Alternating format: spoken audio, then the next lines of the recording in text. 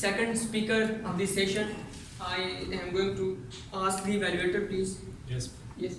The purpose of her speech is applying feedback of previous speech to this speech, and the feedback was enhancing the body language and gestures.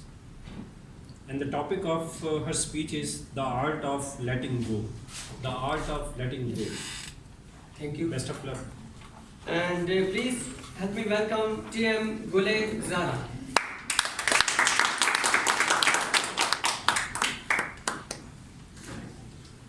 Thank you, Toastmaster of the evening.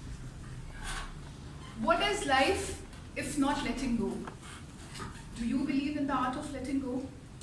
Subtly through the fingers, as the sand slips one's palm, or the water that flows through. Fellow Toastmasters, all our life, we keep on holding to trivialities that don't really matter, but we think we have control over them. This control gives us a sense of power, and we keep on sticking to them.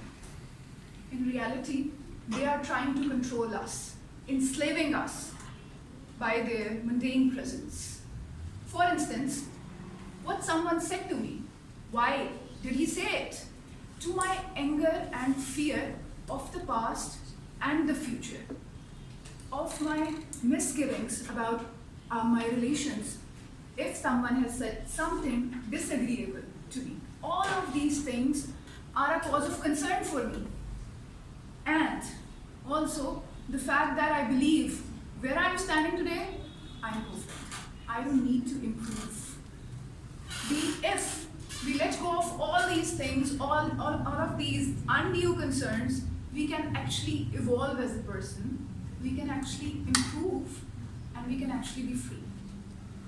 So let me take you back to a day when I was dining with a friend of mine named, for the sake of privacy, Aisha. And we were sitting in Beverly Center, Asian Walk. So the ambiance is nostalgic. Two friends are meeting, talking over food, and the waiter arrives with a tray laden of food. He makes space for the dish or whatever he's carrying on the desk, or he tries to make the space on the table. And I don't know how, but somehow the glass carrying the mint margarita is knocked over, and it just topples on the dress of my friend Aisha. For a minute, I spellbound, shocked for what her reaction would be, because let me take you back another day. In retrospect, she's the same girl who in college was used to be this person who had tantrums, who threw tantrums randomly. Maybe not randomly to her, because again, what anyone had said to her, why she had disagreements with her family, she just couldn't get over it. So when she couldn't control it, she used to pick up her phone and smash it into the wall, broke her into smithereens, just like that. So I was checking her phone as well, and I don't know, I hadn't met her in quite some time. So in present, I was wondering what her reaction would be. Guess what her reaction could have been. Any guesses? Opposite of her past. Really? How do you know? Have you met her? So what she did was simply to get up from her seat. She took the napkin, wiped her clothes, and said the magic words, "It's okay," and walked to the ladies' room, leaving me spellbound. When she came back, our conversation resumed from where we had left off, and she started eating. I'm still amazed at the back of my head. Something is nagging me. She says, and she guesses it. She says, and I let her take the center stage now. I'm sitting back and introducing you to what she said. Gul, let's eat. What are you thinking about? I can actually read your thoughts. You know, I'm quite all right. You need not look at me like that. I'm not going to throw a tantrum, for God's sake. I know, like. So, you know, my grandma passed away a couple of years back. And during her last days, I was there with her. I got to spend quite some time with her. And I realized that when she was living her last moment, she was quite peaceful. Although she had lived a life of a lot of hardship because she was a widow. Yet, she was leaving this world quite satisfied. At that moment, I reflected. If I die today, will I leave this world as light as a feather? And to my utter dismay, a voice answered me, and I accepted. No, that won't be the case. Because I was carrying this burden on my back in the prime of my youth that was dictating me. I knew for me to move forward, I had to put it down and move forward. I had to forgive myself for what others did. It was their way of reacting to me, not mine. I had to forgive myself, and in the process of doing so, I had to forgive others. As my grandmom lay dying in front of my eyes, and I was bleeding, I realized that nothing in life is greater than life itself. Fellow Toastmasters, as I was hearing to her, I could see the transition of a person who was getting rid of trivialities and making space for significant in her life. She did it through self-reflection, acceptance, and forgiveness. She started with herself. And by starting with herself, she created a space for herself where she can exist in harmony with herself. And in the process of doing so, she forged meaningful relationships with people around her. She's a mother today. She's a good wife. I don't know about the good part, but she is a wife. And she's also a manager in a private firm. That speaks volumes in itself, not of a person who throws anger tantrums and all. That is how we are holding on to trivialities like sand in our hand, fearful to let it go. Whereas if you practice self-reflection, acceptance, and forgiveness, we are bound to overcome these trivialities, these mundane happenings that have no significance in our everyday life, even in the broader spectrum.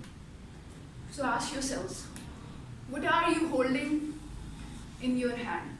What are those minute trivialities you are holding in your hand which are actually keeping you captive? And what are those regrets that are lining your horizon? Identify them and let them go. Because the only thing we can control is what to let go.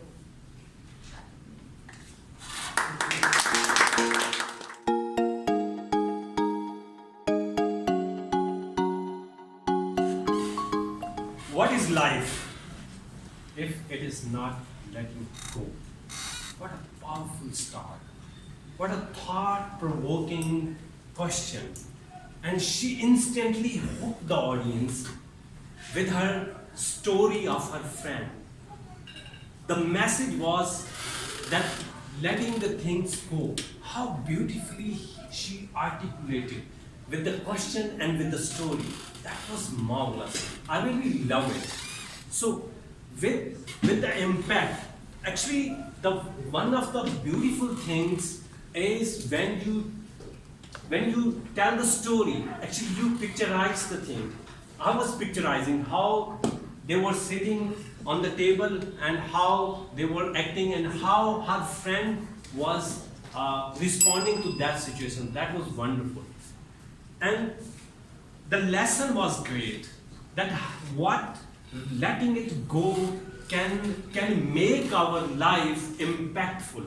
When she asked what impact I'm going to leave on this world, that was marvelous. And she concluded with this, that nothing is great than life itself. Reflect on your life and the thing that will be let it go, let it go. That was wonderful. Content was, as the purpose of speech was the body language. So I will talk about the body language. Body language was well improved. That was great.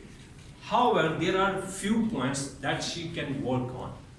But as she was most of the time was speaking in this corner, right stage of the corner. So it could have been better to engage this audience, to make the eye contact. Because there was something I was observing that was missing. making eye contact. It could have been better if she could manage to make the eye contact and use the stage, the whole stage. And the other thing was the body language itself. Although it was good, but it could have been even better if she could have used the word when they were sitting in a restaurant. She could have realized that we were sitting and the waiter just came and folded the glass, and her friend looked at him and said, "It's okay." So how beautifully she could have been, if I could have been there, I can make this. This is how we can interact and by the responding. Overall, her speech was wonderful. The content, the start, the hooking of the audience. If she could have worked on the body language, more of that, she is a marvelous speaker. So looking forward to see her in future speeches. Thank you.